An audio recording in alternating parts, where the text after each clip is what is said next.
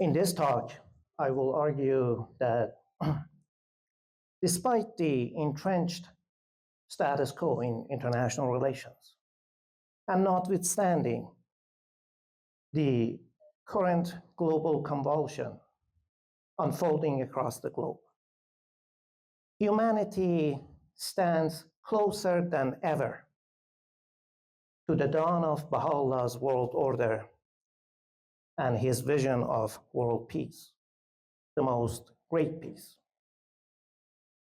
I am convinced that we may witness it within our lifetime. This transformation, as Shoghi Effendi described it, will most likely unfold through a titanic upheaval, as old patterns of division and prejudice rooted in religion, class, culture, ethnicity, and nationalism reach a breaking point, perhaps culminating in a global civil war, potentially igniting in the United States and cascading into Western Europe and beyond.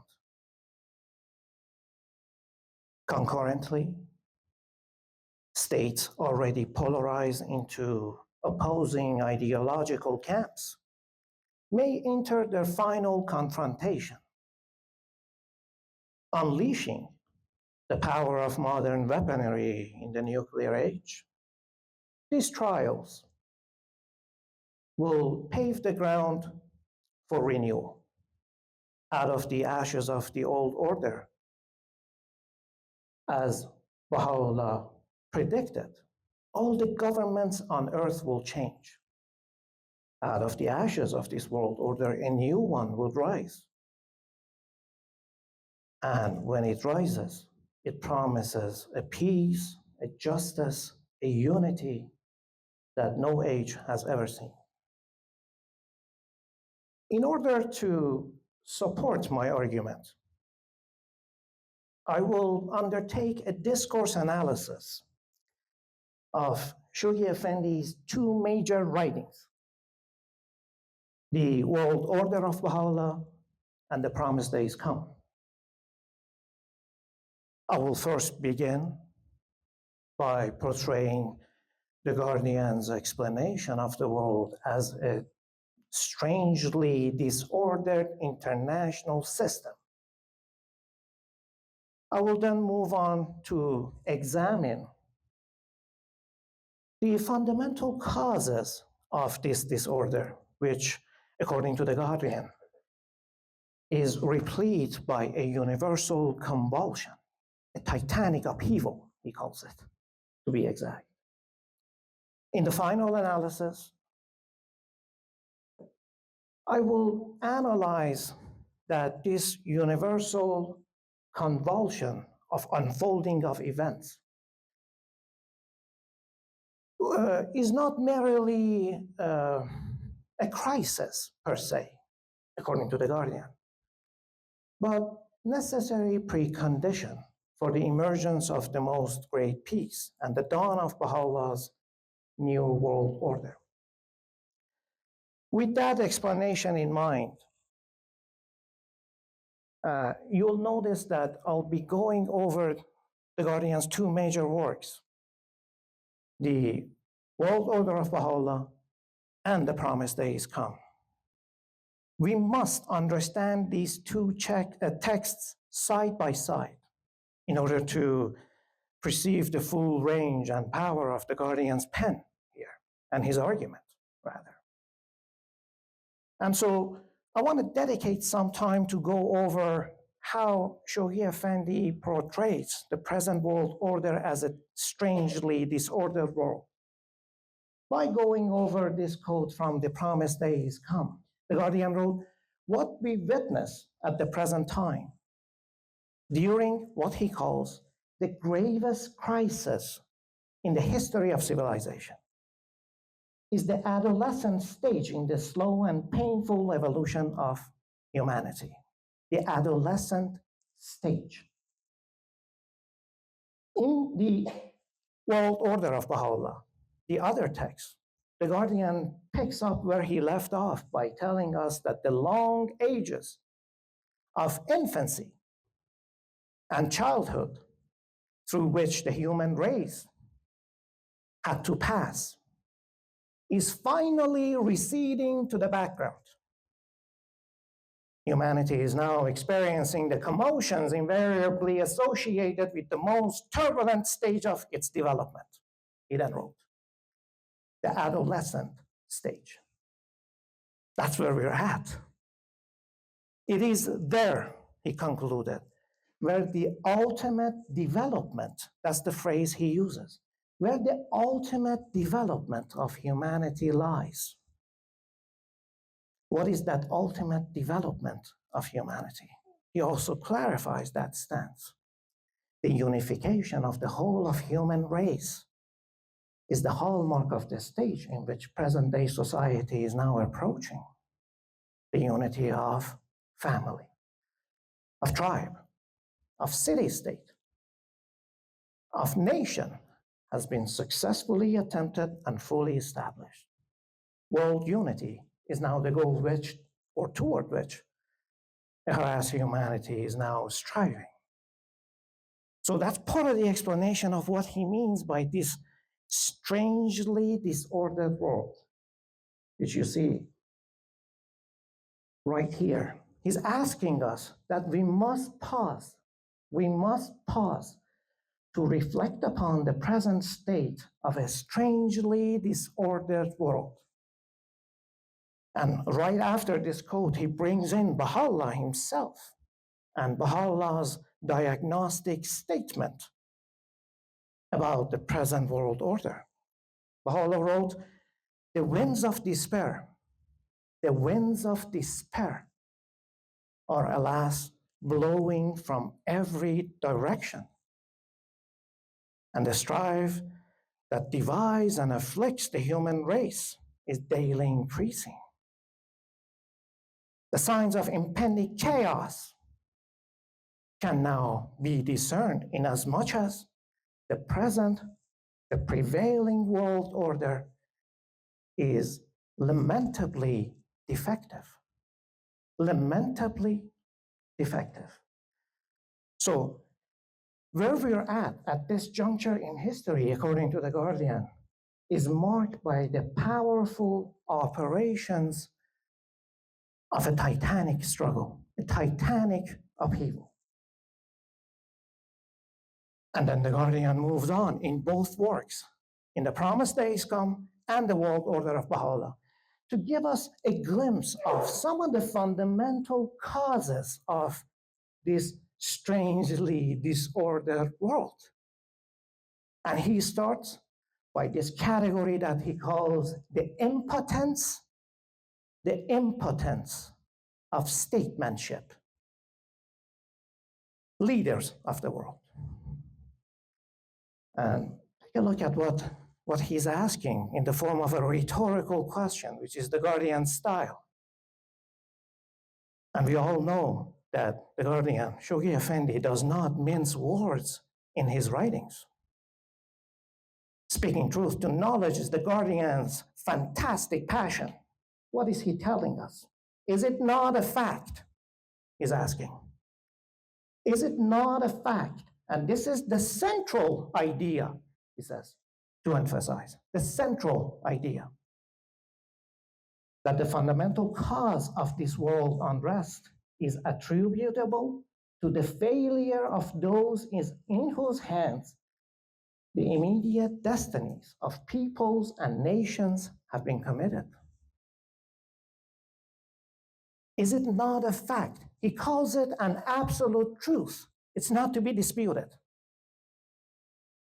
And in the same work, The World Order of Baha'u'llah, he again picks up where he left off. How pathetic, he wrote, how pathetic indeed are the efforts of those leaders of human institutions who, according to him, conduct themselves in the utter disregard of the spirit of the age. Years later, the Universal House of Justice also echoes the same thing. How tragic, they wrote, is the record of the doctrines that the worldly wise of our age have created. And in the promised days come, this is all so far the world order of Baha'u'llah.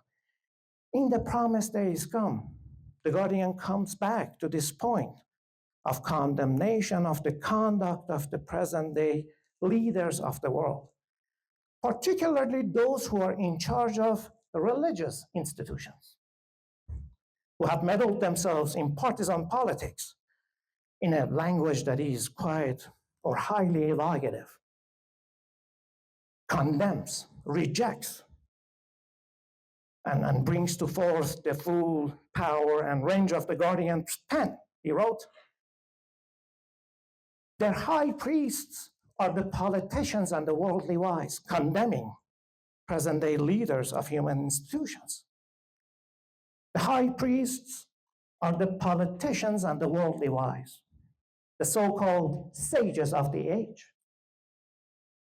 Their sacrifice, the flesh and blood of the slaughtered multitudes. Their incantations, outworn shibboleths and insidious and irrelevant formulas. Their incense, the smoke of anguish that ascends from the lacerated heart of the bereaved, the maimed, and the homeless. And then the Guardian take a stab at their policies, so unsound, so pernicious, that deify the state and exalt the nation above mankind, that subordinate the sister races of the globe to one single race, that discriminate between the black and the white. These are the dark, the false, the crooked doctrines, for which any man or any people who believes in them or acts upon them must sooner or later incur the wrath and chastisement of God. You see?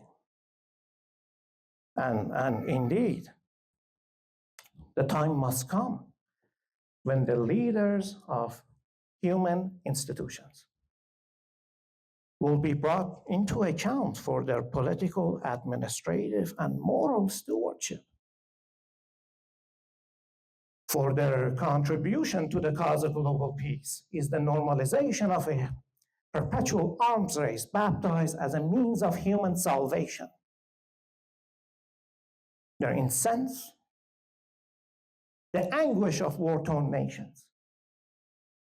Their incantations, a timeless message of war repeated by worn-out, insidious axioms. Their sacrifice, the endless desolation of mothers and fathers whose remains of their offspring never returned from the battlefields. I grew up during the Iran-Iraq war and its immediate aftermath, a time of profound sorrow and unimaginable loss. One of the most haunting memories from my childhood is the sight of the mothers sitting silently from morning to night in front of their homes, waiting for their sons to return from the battlefield. They knew that their child had died, yet because their bodies were never recovered, somehow hope lingered, painful, persistent, unrelenting, endless desolation. I don't know how else to describe it.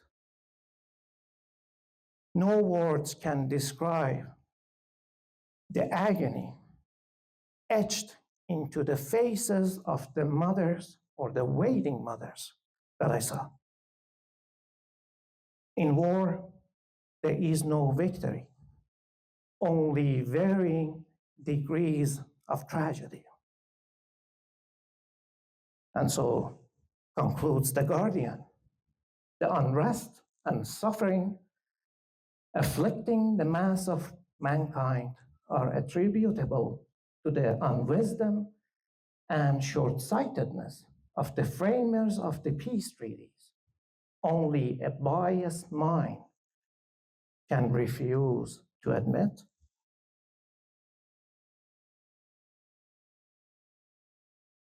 The Guardian then moves on with these fundamental causes of a strangely disordered world.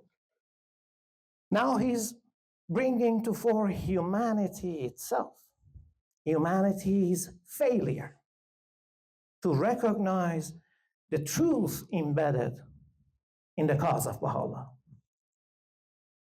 The fires lit by this great ordeal, he wrote, are the consequences of man's failure to recognize it. They are, moreover, hastening its consummation. Adversity, he wrote, prolonged, worldwide, afflictive, allied to chaos and universal destruction, must needs convulse the nations, must needs convulse the nation. The modal verb must is used extensively in the Baha'i writings. Must. It usually implies a sense of urgency, but also a sense of inevitability and divine certainty, you see, and a short unfolding of events in the future. For example, in the Gleanings, Baha'u'llah writes, the time must come when the imperative necessity for the holding of a vast assemblage of men will be universally realized. The kings and rulers of the earth must needs attend it. Two modal verb must used in the same two sentences. The time must come when the imperative necessity, the time must come when the imperative necessity for the holding of a vast assemblage of men will be universally realized. The kings and rulers of the earth must needs attend it. This not only shows Baha'u'llah's vision, but it is an example of an assured unfolding of events. Baha'u'llah passed away in 1892. The League of Nations was created in 1920. The United Nations, 1945. He foresaw the advent of this thing that we nowadays call global governance. So Shoghi Effendi is using the same language here, that this prolonged change, this universal convulsion, must needs convulse the nations so that it can bring about a radical change in the very conception of society. So the Guardian in the same paragraph is talking about a macrocauser and a microcauser. The microcauser comes to the societal level when he is bringing humanity into the picture and holding humanity into account for what is happening in the world. And in the world order of Baha'u'llah, he explains this stance, just what is going on with present-day society. Why is it so lamentably defective?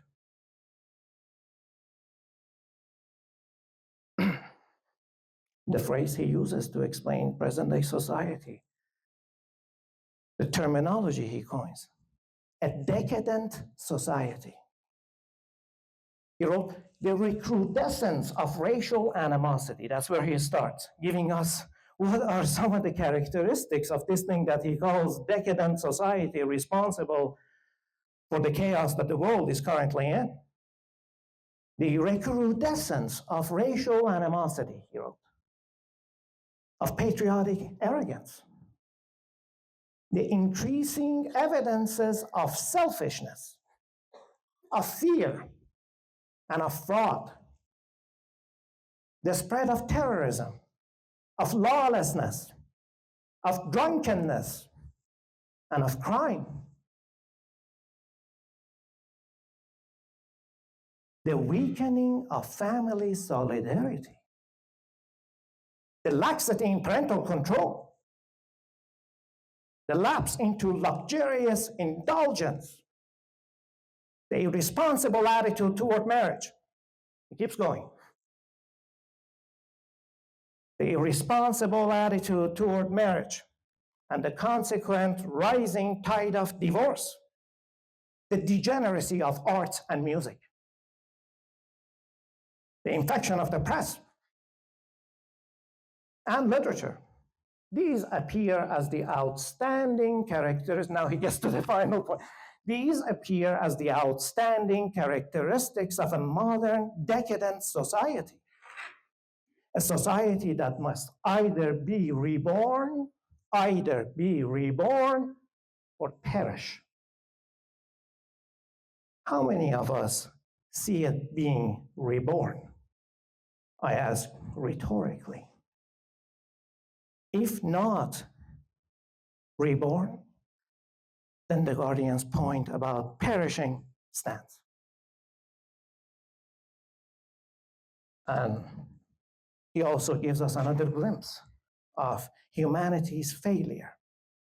Humanity, and this is in World Order of Baha'u'llah, humanity, whether viewed in the light of man's individual conduct or in the existing relationships between organized communities and nations, has, alas, strayed too far and suffered too great a decline to be redeemed. Again, there is that sense of inevitability involved here.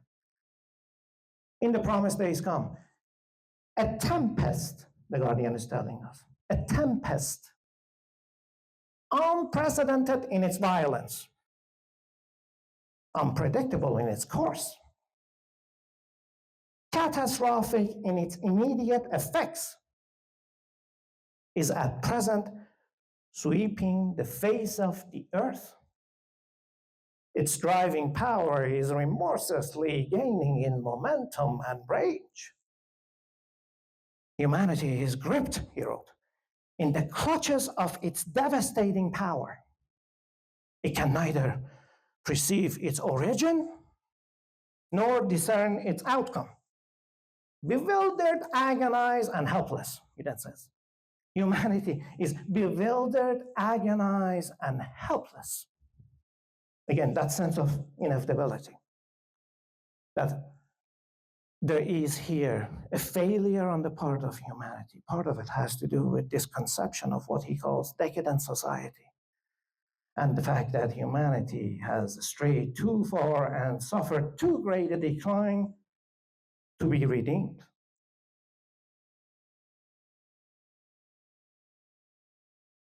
On this notion of decadent society, the Guardian also condemns capitalism and the capitalist state. Shoghi Effendi's critique of communism is well known. You know, he counts them as, or numbers communism as one of what he calls the false gods. The chief idols in this desecrated temple of mankind are none other than the false gods of communism, nationalism, and racialism. The chief idols in this desecrated temple of mankind are none other than the triple false gods, and one of them is communism. But little is known about the Guardian's critique of capitalism. He uses the word evil, cancerous materialism, and crass materialism in order to explain just what is wrong with the capitalist system and the capitalist state by implication.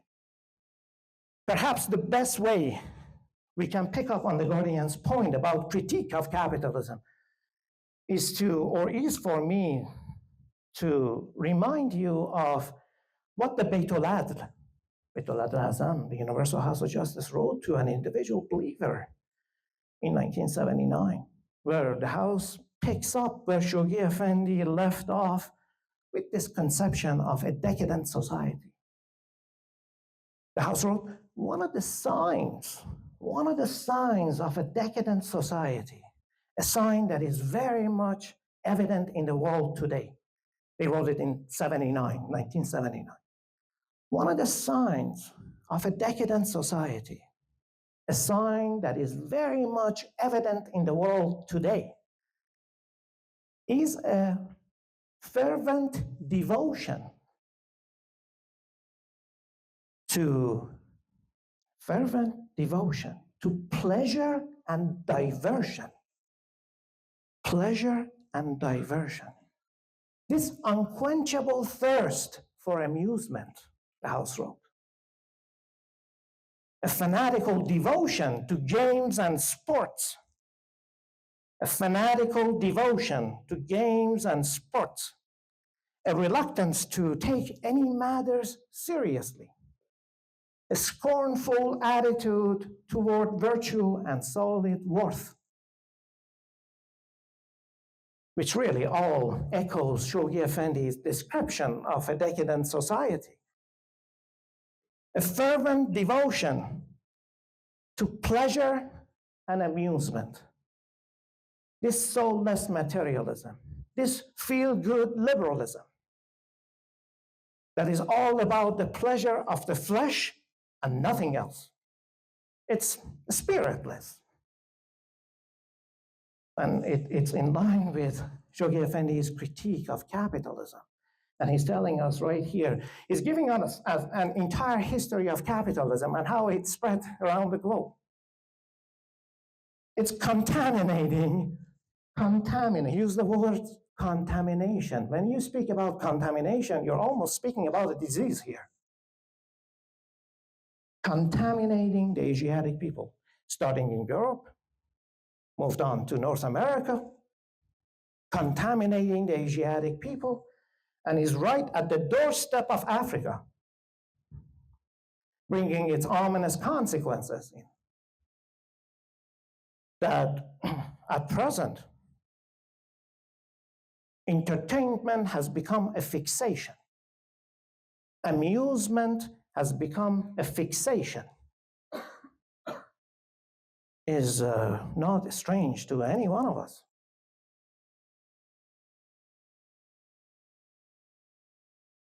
The present-day society, particularly the capitalist system, glorify them in the form of repeating repetitions.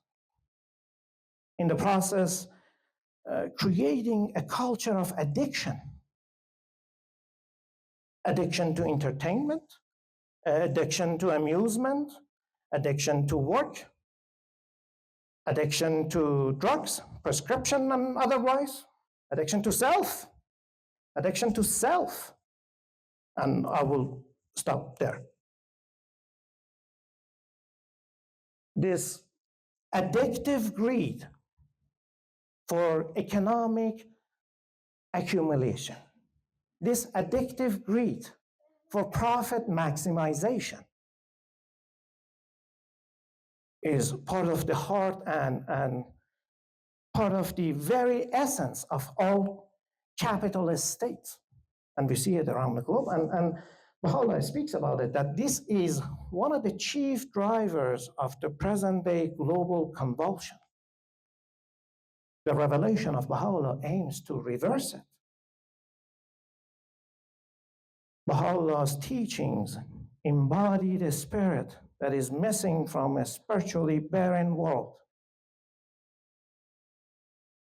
Baha'u'llah is the spirit of a world without spirit. And again, you see the moral adverb must again. Shoghi Effendi is telling us that Baha'u'llah compared this soulless materialism to a devouring flame, regarding it as the chief factor in precipitating the dire ordeals and world-shaking crises that must necessarily involve the burning of cities and the spread of terror and consternation in the hearts of man must involve burning cities.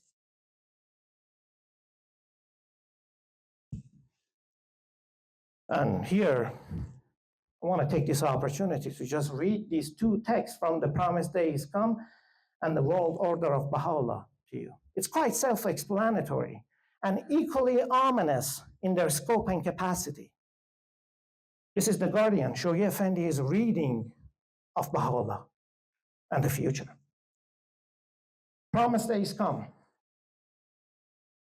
The Guardian wrote, "The time for the destruction of the world and its peoples, Baha'u'llah's prophetic pen has proclaimed, has arrived. The hour is approaching," he specifically affirms, "when the most great convulsion will have appeared. The promised day is come, the day when tormenting trials will have surged above your heads and beneath your feet, saying, taste ye what your hands have wrought. Soon shall the blast of his chastisement beat upon you, and the dust of hell enshroud you." Again, the promised day is come. And in the world order of Baha'u'llah, same intensity, same language. The prophetic voice of Baha'u'llah warning, the Guardian wrote. In the concluding passages of the hidden words, the peoples of the world that an unforeseen calamity is following them, and that grievous retribution awaits them, throws indeed, the Guardian wrote, a lurid light upon the immediate fortunes of sorrowing humanity. He then concluded, nothing but a fiery ordeal out of which humanity will emerge, chastened and prepared, can succeed in implanting the sense of responsibility which the leaders of a newborn age must arise to shoulder. He then directs our attention to the ominous words of Baha'u'llah. And when the appointed hour is come, there shall suddenly appear that which shall cause the limbs of mankind to quake.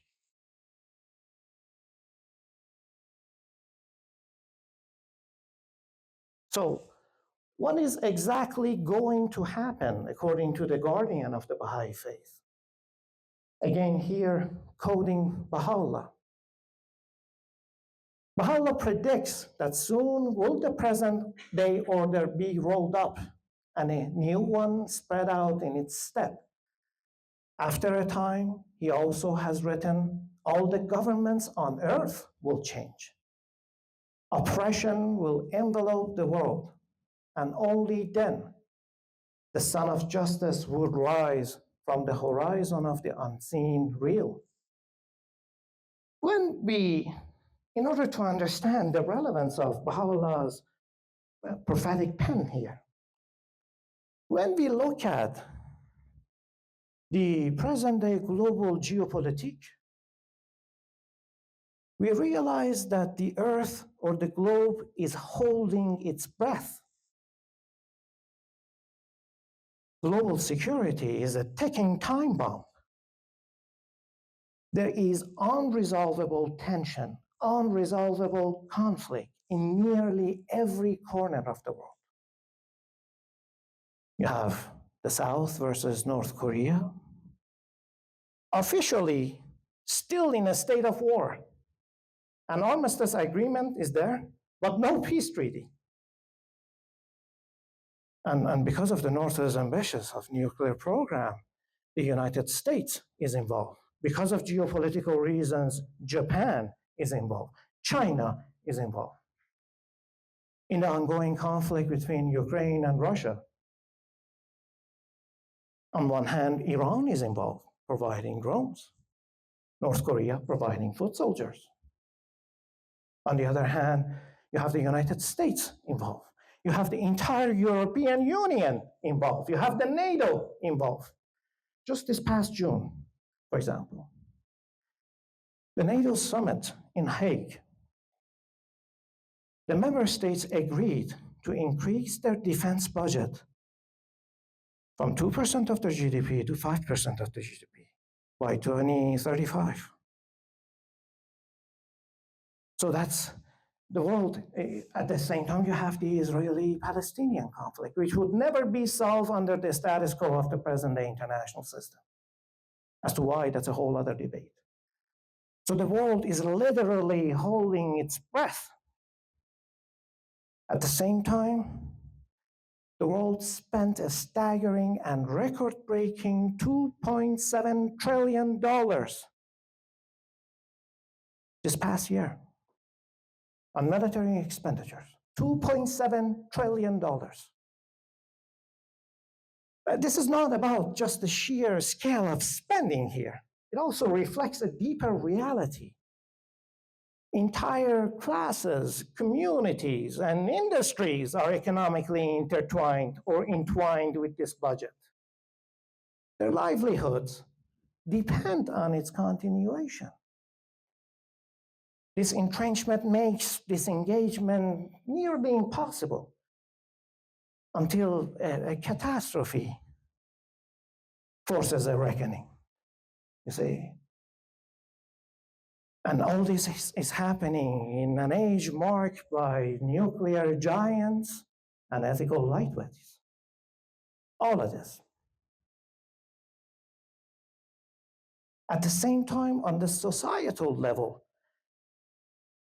we see that the world is moving toward the abyss simply because the world is confronted by a crisis of identity.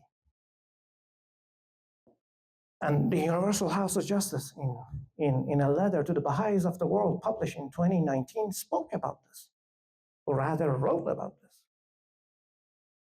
The world, the House wrote, is gripped by a crisis of identity as different groups and peoples try to define themselves, their place in the world, and how to act.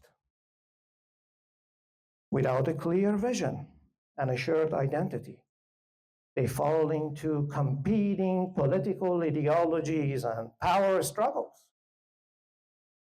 Countless permutations of us versus them is being produced and reproduced on a daily basis. And you see the manifestation of it taking place in nearly every corner of the world. Increasingly, peoples of different classes, communities, creeds, and ideologies settle their differences openly on public spaces via street violence and street politics. You see it on the streets of Washington, New York, Ottawa, Paris, London. And herein lies my contention that there will be an impending global civil war. That's where it finds its grounding. At the same time, coming back to how Shoghi Effendi speaks about the fact that the immediate future of humanity is dark, distressingly dark, he says, the immediate future. But a wholesome transformation is also within sight. Past history illustrates how swiftly and fundamentally an entire world order can change.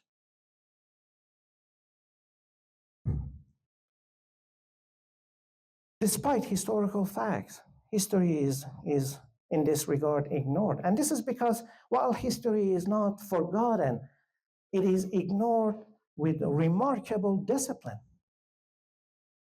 World War I, it lasted for just over 4 years. Yet it fundamentally reshaped the world order. In a matter of a short few years, the old order was gone, giving way to the new order.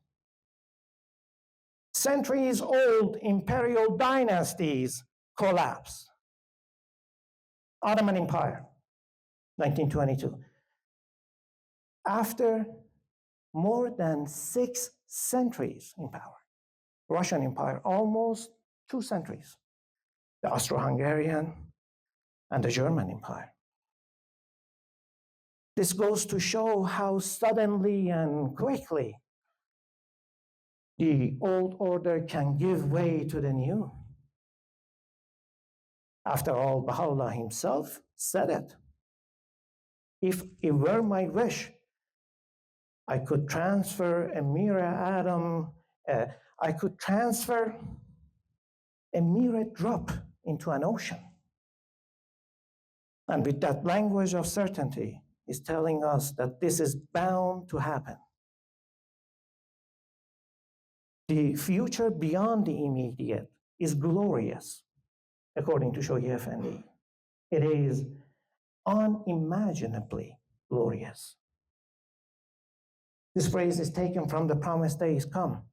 It shows us a mixture of fear and hope here, a tempest unprecedented in its violence, catastrophic in its immediate effect, but unimaginably glorious in its ultimate consequences, he says, in the same paragraph, is sweeping across the world.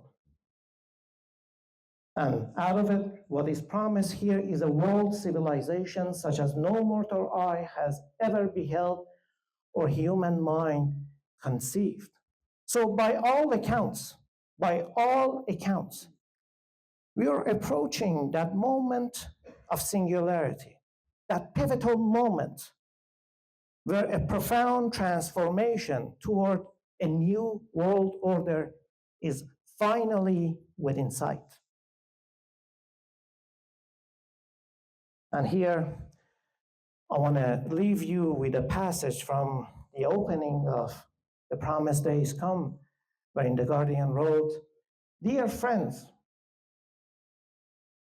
the powerful operations of this titanic upheaval are comprehensible to none except such as have recognized the claims of both Baha'u'llah and the Bab.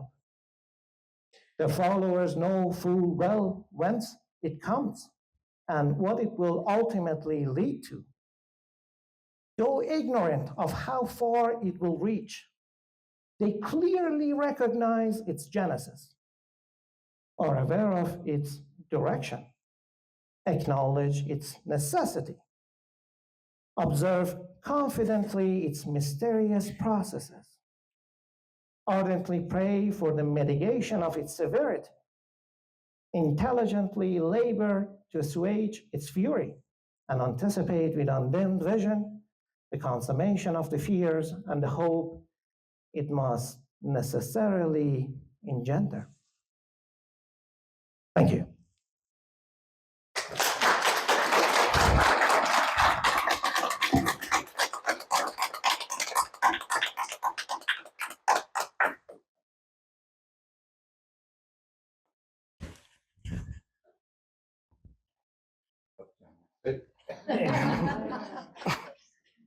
Thank you very much.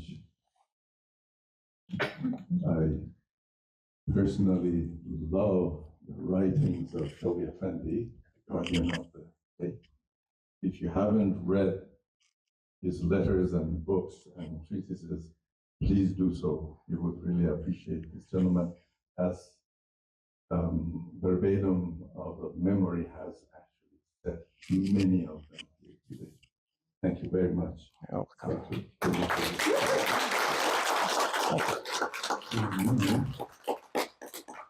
It's time for questions. And if you have any questions, this is the time to ask it. If you don't, then you have to keep silent forever. So, what are some of the in ways that we can intelligently labor to assuage its fury? My question was, what are some of the ways that we can intelligently labor to assuage or make less the fury of the coming necessary convulsion? You know, with such moral questions, for me, always Abdul Baha comes to rescue. he always has the answer. Perhaps part of the why part, what is it we can do? Or I should say the what part, is what we can contribute to the wider discourse to society and what we can do. It comes with the simple injunction by Abdu'l-Baha. Simple yet profound in its implications. Strive that your actions day by day may be beautiful prayers. Rescue the oppressed. Reassure the fearful. Raise the fallen, the Master says.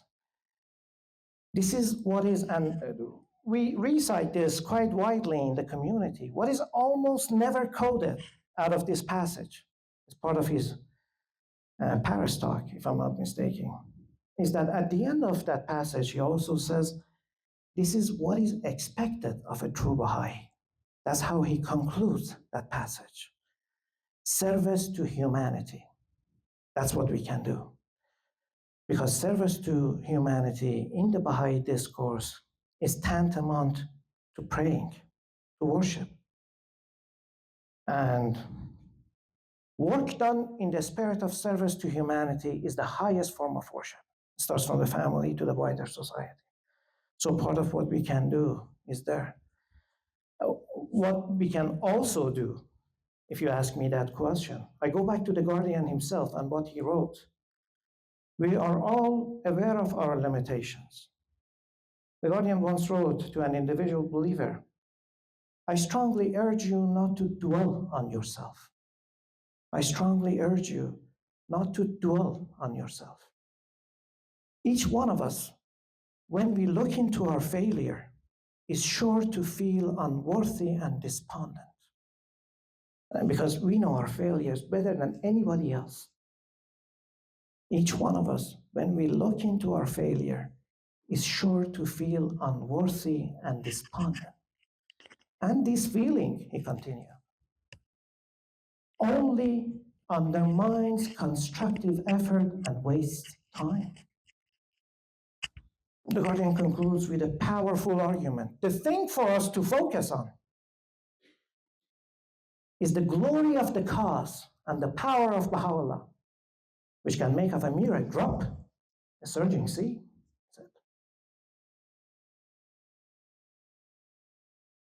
Oh, you're welcome.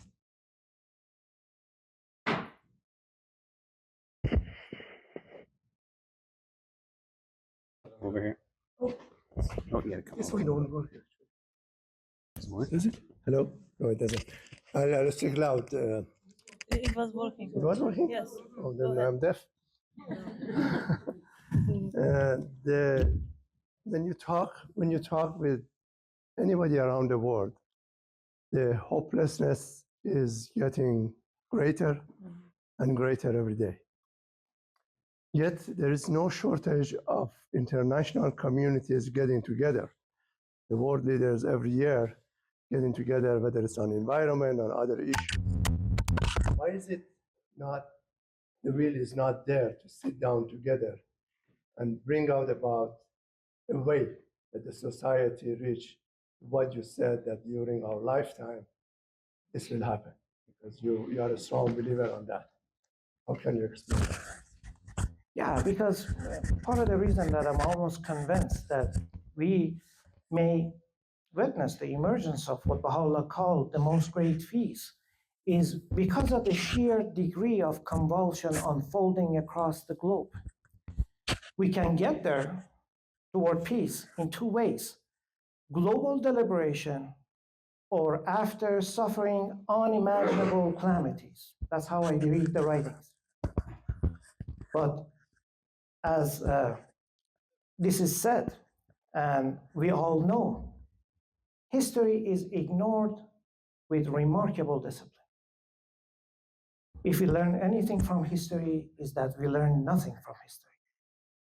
And because of that, the only way that I can see a wholesome transformation can take shape is via global violence. Because we are still trapped into discourses on national interest and state interest. And these discourses must give way to the interest of humanity as a whole. But we haven't even begun to contemplate it until we get there. It's just a matter of how we get there. But national impulses, national imperatives, as Shoghi Effendi is quite clear about it, must give way to the imperative necessity of a harassed humanity. And with that comes Baha'u'llah's distinguishing law, oneness of humankind. We need to build a foreign policy based on the imperative of oneness of humankind. It's just a matter of how we get there at this point or at this juncture in history.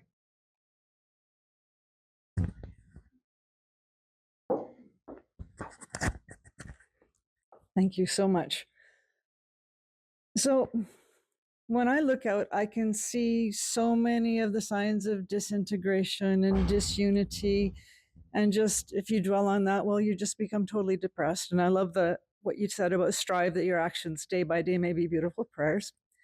So my question to you is, what signs of productive progress are you seeing? And what gives you hope? I will let John Eslamon speak here. That the world is passing through the death pangs of an old era and the birth pangs of a new is evident to all. The old principles of materialism and self-interest, the old patriotic prejudices and animosities are perishing amidst the ruins they have wrought. And in all lands, we see signs of a new spirit of faith, of brotherhood, of sisterhood, of internationalism that is bursting the old bounds and overrunning the old boundaries. The old era is not yet dead, Eslamon continued. It is engaged in a life and death struggle with the new. Evil, they're in plenty, gigantic and formidable. But they're being exposed, investigated, critiqued, even attacked with new vigor and hope.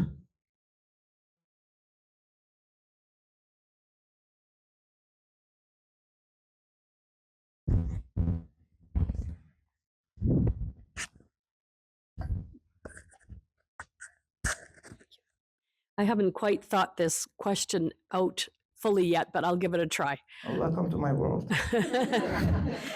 Thank you. I'm thinking about historically how when we attempt to serve in communities, serve other people or the community itself or institutions, smaller institutions, let's say, the term charitable acts comes to mind. And that we do good things and we serve people and they're recipients of that service. How can we bring that sentiment, if you will, to maybe some new ways or some ways to integrate that with empowering individuals and communities to act and build capacity? Is that clear enough? Yeah, it is clear enough. Okay. I think here, if I have to speak to the Baha'i discourse, which is also constitutes part of my, I shouldn't say part of, my entire belief on this, the missing link is education. And this question is important because it speaks to the conception of human nature, of how we view human beings, or I should say how Baha'is view human beings. The wider discourse out there puts it in dual categories. We are either good or bad. We are either social or individual. So there is always that duality out there.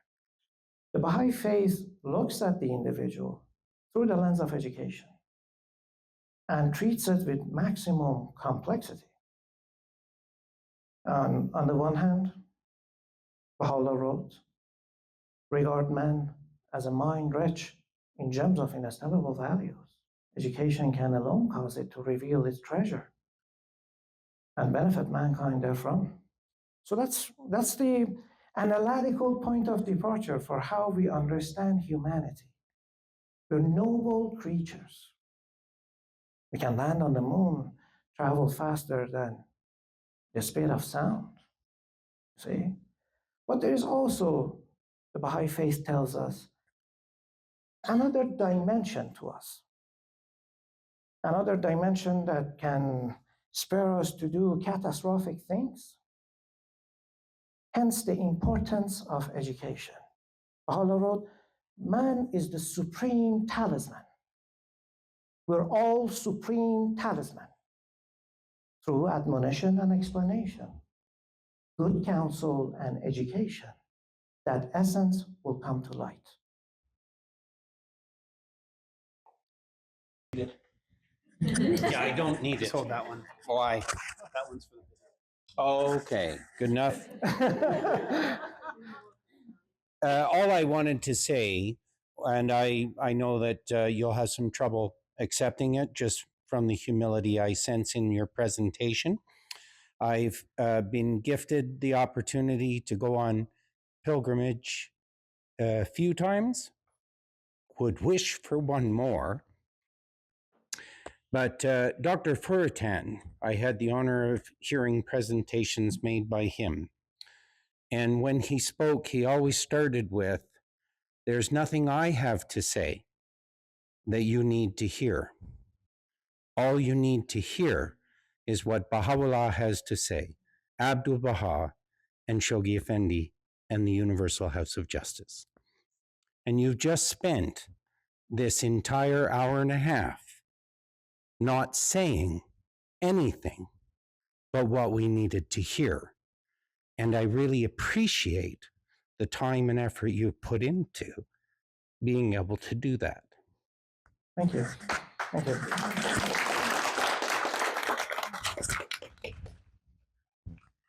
The master once wrote, turn your back toward darkness and your face to me.